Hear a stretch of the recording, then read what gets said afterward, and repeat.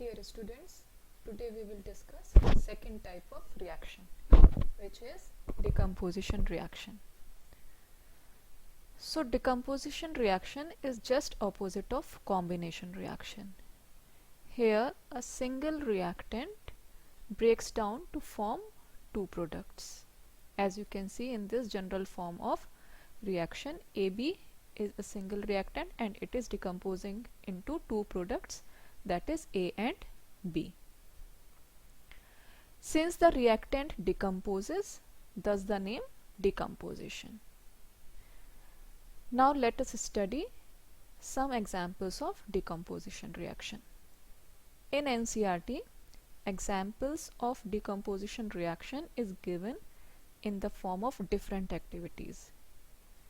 Each activity is important and many questions are asked from these activities in board examination.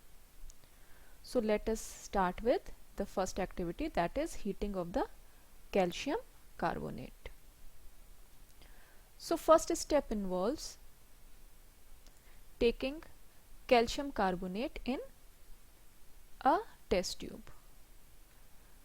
Now place a delivery tube with a cork on the test tube. The contents of the test tube are then heated. Put a matchstick near the open end of the delivery tube or pass the gas which is evolving through the lime water. So if you remember what was lime water, we discussed it yesterday.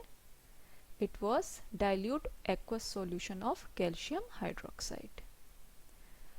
Let us undergo the observations. What we observe? We observe some gas evolves from the boiling tube. The gas which is evolving puts off burning matchstick. Or if you pass the gas through the lime water, it turns milky. The lime water which you can see here, it is a clear filtrate, it turns milky when that particular gas passes through it. So do you remember which gas turns lime water milky? Yes, it is carbon dioxide. Now comes learning outcomes. Since calcium carbonate is decomposing, and this decomposition is done with the help of the heat. When heat is used for decomposition, such reactions come under the category of thermal decomposition.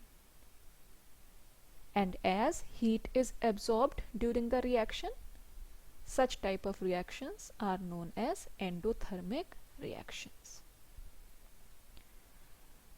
The gas coming out of the boiling tube puts off burning matchstick, and it is also turning lime water milky. So which gas it could be? It is carbon dioxide, as we discussed just now. So this is the sum up of the whole activity. Calcium carbonate is taken, this is also known as limestone. It is heated and it gets turned into calcium oxide, that is quicklime, with the evolution of the gas.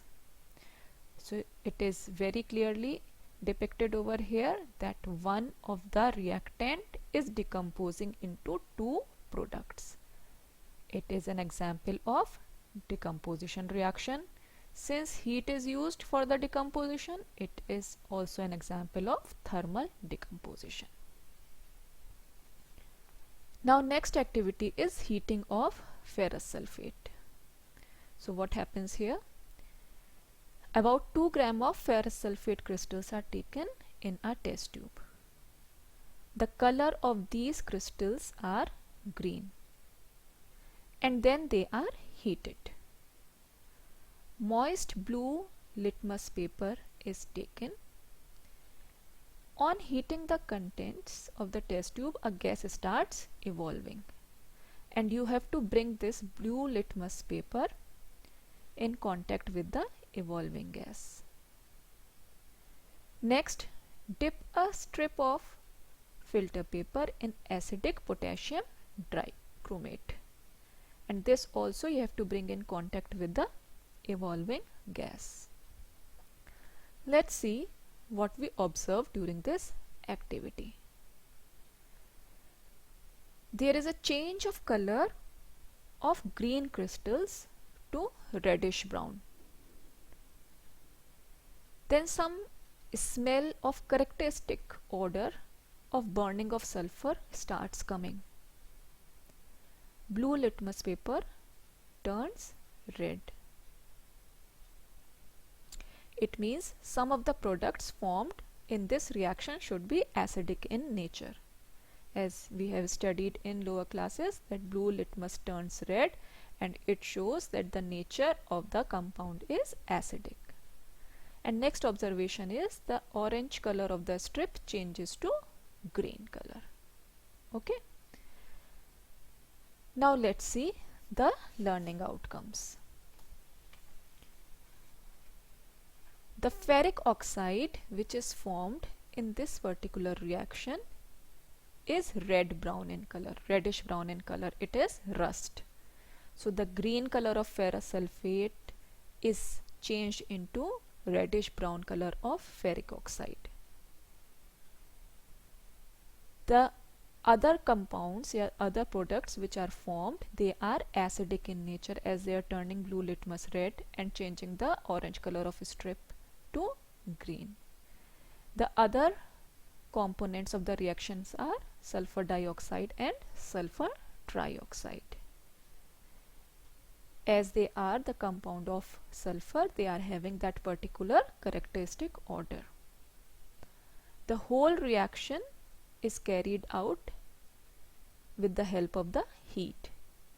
So this reaction is also an example of thermal decomposition. Again, how decomposition? A single reactant gets converted into two or more than two products. It is decomposing to form ferrous sulfate, is decomposing to form ferric oxide, sulfur dioxide, sulfur trioxide. Now let's move to another activity, which is heating of lead nitrate. So here we are taking 0.5 grams of lead nitrate in a boiling test tube. Again, the test tube is burnt, heated, not burned, it is heated using the burner. What observations we start seeing? Some gas starts coming out. As we start burning, heating, some gas starts coming out from the boiling tube. And the color of this gas is brown.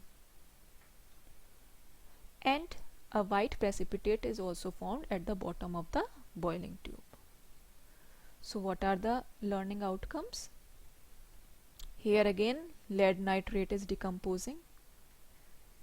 Since this decomposition is done with the help of the heat, this is an example of thermal decomposition and endothermic reaction. Then the white precipitate which is formed, it is of lead oxide.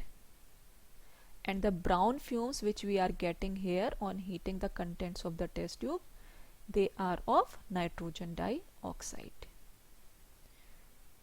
So again you can see a single reactant is decomposing into different products. It is breaking down to form two or more products. It is done in the presence of the heat, and it is an example of thermal decomposition. So students, few more examples of decomposition reactions are left, which we will discuss later. For the time being, we will stop here. Thank you very much.